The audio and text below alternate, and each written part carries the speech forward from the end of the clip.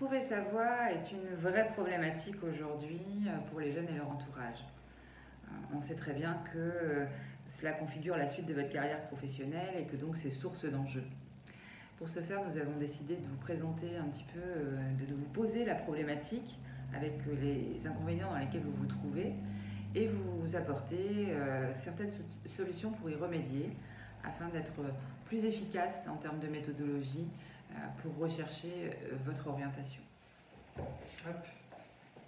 Bonjour Florence. Bonjour Hugo. Je viens de voir parce que j'ai plusieurs amis qui sont en difficulté par rapport à leur recherche d'orientation. Ils ont le sentiment de tourner en rond, d'être noyés parmi un flot d'informations sur les sites internet, etc. Il y a énormément de possibilités de métiers, ils ne s'y retrouvent plus. En plus, plusieurs de leurs proches leur donnent des avis contradictoires. Moi, je te verrais bien dans ce métier-là. Tu es fait pour ça, tu es pas fait pour ci. Et ils ne s'y retrouvent plus non plus sur ce point-là.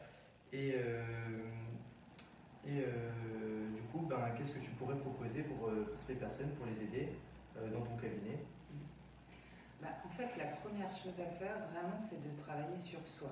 C'est-à-dire qu'on ne va pas chercher un métier et s'adapter à ce métier, mais plutôt comprendre ce qui nous est important pour aller chercher le métier qui nous correspond. D'accord ? Donc travailler sur soi, ça veut dire quoi? Ça veut dire commencer à regarder qu'est-ce qui nous intéresse au travers de nos activités extra-professionnelles, au travers de nos intérêts. Tiens, je préfère plutôt travailler à l'extérieur, je travaille avec les autres, etc. etc. Et regarder aussi nos valeurs, parce que nos valeurs, par exemple le respect des autres, c'est une valeur importante chez moi. Comme par hasard, je travaille pour les autres, en travaillant sur de l'accompagnement. Donc réfléchir à vraiment notre personnalité, ce qui nous caractérise, peut-être s'aider pour le coup de nos amis. Toi tu es plutôt social, toi tu parlerais à n'importe qui, etc., etc. pour définir vraiment ce qui nous caractérise. Une fois qu'on a fait ce travail-là, on va pouvoir aller regarder des pistes professionnelles et aller rechercher des infos sur le net. Si on recherche les infos en premier, effectivement, on est noyé par l'information. D'accord ? Donc il y a différents sites qui proposent des informations très objectives sur les métiers, comme l'UNICEF, comme les fiches de métiers de l'APEC, ou le ROM, le répertoire opérationnel des métiers de l'emploi de Pôle emploi, où on a des fiches descriptives de métiers avec un titre, une description et différentes missions dans la réalisation du métier.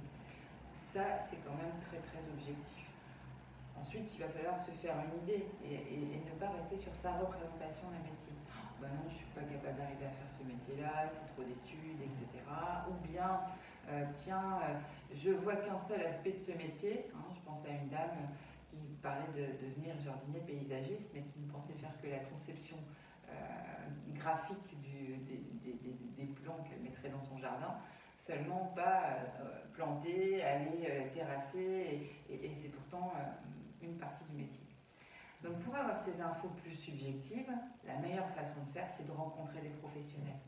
Généralement, les gens, ils adorent parler de leur métier. Donc prendre le temps d'en rencontrer un ou deux ou trois pour valider les avantages, les inconvénients du métier, par quelle formation on y arrive, si demain ils devaient recruter, chercherait quel type de profil, etc. etc. Et enfin, il y a un dernier point à vérifier, après celui-là, c'est d'aller voir sur le marché du travail s'il y a bien des postes, parce que c'est pas la peine d'aller se former, d'aller perdre son temps surtout sur des formations longues pour se dire, tiens, derrière, il n'y a pas de boulot, d'accord ? Voilà, donc regardez au niveau d'une région ou de la France, ou bien même plus loin, ça dépend de là où vous voulez travailler, tu veux travailler, où ils veulent travailler des amis, et en fonction de ça, voir s'il y a beaucoup d'offres, et du coup, qu'est-ce que ça nous dit dans ces offres? Les recruteurs, ils cherchent quoi? Quel type de profil? Quel type de formation? Tout ça permettant d'aller affiner ensuite la formation qu'ils choisiront pour faire leurs études. Voilà. Donc vous l'avez compris, chez FRH Conseil, on vous accompagnera pour travailler sur vous dans un premier temps et ensuite aller chercher la bonne information afin de pouvoir débriefer ensuite et de faire les bons choix. Finalement, c'est un accompagnement personnalisé, sur mesure, de la définition de vos intérêts professionnels jusqu'à la solution clé en main du choix de votre formation. Cette vidéo vous a plu? Eh bien, abonnez-vous ou partagez. Merci.